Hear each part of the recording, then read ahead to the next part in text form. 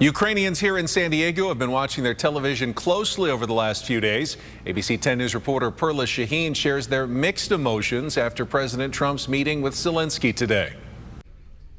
President Trump's busy week meeting with Russian and Ukrainian leaders have some people searching for a glimmer of hope.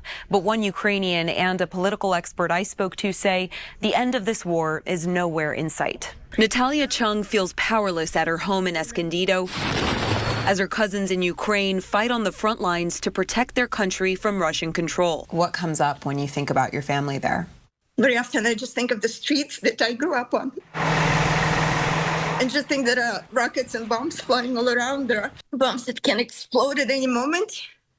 But any child, it just breaks my heart. Chung is a co-vice president at the House of Ukraine in Balboa Park and has helped raise more than $2 million in humanitarian aid for the country. Chung and her family were encouraged by President Trump's meeting with Ukrainian President Zelensky on Monday. And at least he's giving time to President Zelensky to discuss this and express his position. But she says the U.S. summit with Vladimir Putin last week brought an overwhelming feeling of betrayal. Putin started the war.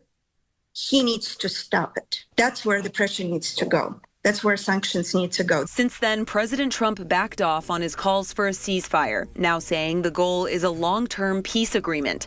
UCSD political science professor Eric Gartsky says this stance benefits Putin. If you have peace negotiations in the midst of fighting, the side that's doing better on the battlefield will drag out those peace negotiations. Zelensky continues to push for peacekeeping forces on the ground and additional military aid.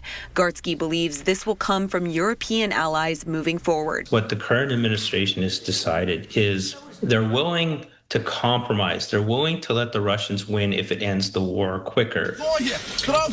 They need help. And if only Mr. Trump could understand this and put pressure on Putin. Chung is hopeful for U.S. support, knowing her family members' lives depend on it. Perla Shaheen, ABC 10 News.